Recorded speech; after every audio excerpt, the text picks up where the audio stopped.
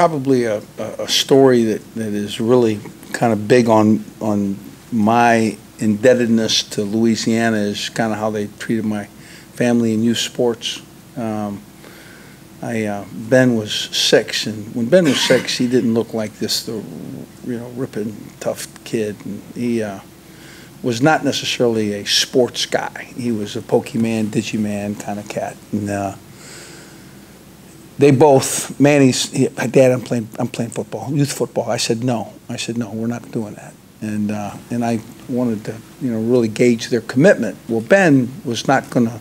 He's Pokemon, Digiman, and Manny was the one asking to play, and Ben was saying, "Me too. Yeah, I want to play, also, Dad." And so I really was concerned that that was the right decision for, my 2 sons. And so my wife insisted that they've been asking, really, Manny, and we're gonna let him play. We're not sitting back, guys. Okay, I just wanted to qualify their want to play. I certainly was for it.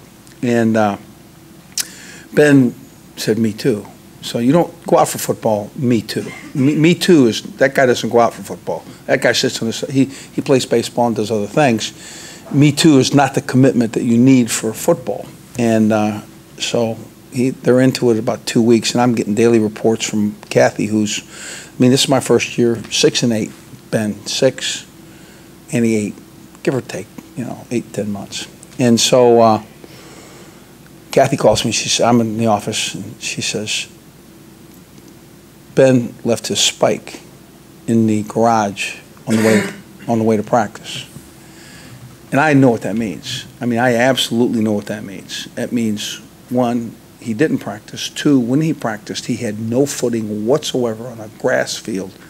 And it's very likely that some youth coach could have decided, because at that point in time, their last name was Kid. You know what I mean? You Kid. And you being the first name and Kid being the second name. And Kathy got him there. Spike had fallen out in the garage, 45 minutes away from Prairieville, and practice was starting. Kathy was a basketball coach and did not know what a spike meant to a football player, and said, "Well, what are you going to do, Ben?" He said, "I'm going to practice." And so he puts 1 spike on his helmet and runs over to practice. And I said, "Oh, now I'm scared to death. I really am. I almost, could have taken, come back tomorrow, right? Because now we're exposed. He's going to be obviously not doing things as well as he can, and whether I just didn't know what was going to happen. Well, what happened was he did everything that the coach asked him to do as hard as he could do it.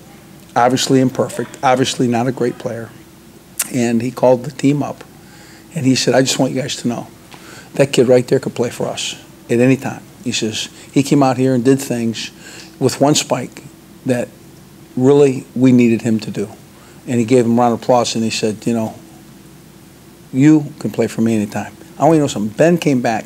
He was no longer a me too. He was really bought into this coach. This coach got his attention. He was saying things at 6, 7 to his mom, "Mom, we cannot be late to football practice. I'm leading calisthenics." I just want you to know that, to me, if there was ever, he was going to be our non. I really kind of, figured that he's a non-athlete, and it didn't work out that way. So, and I really owe the people of Louisiana, and certainly those youth coaches. So, I don't know if that's what you wanted, but.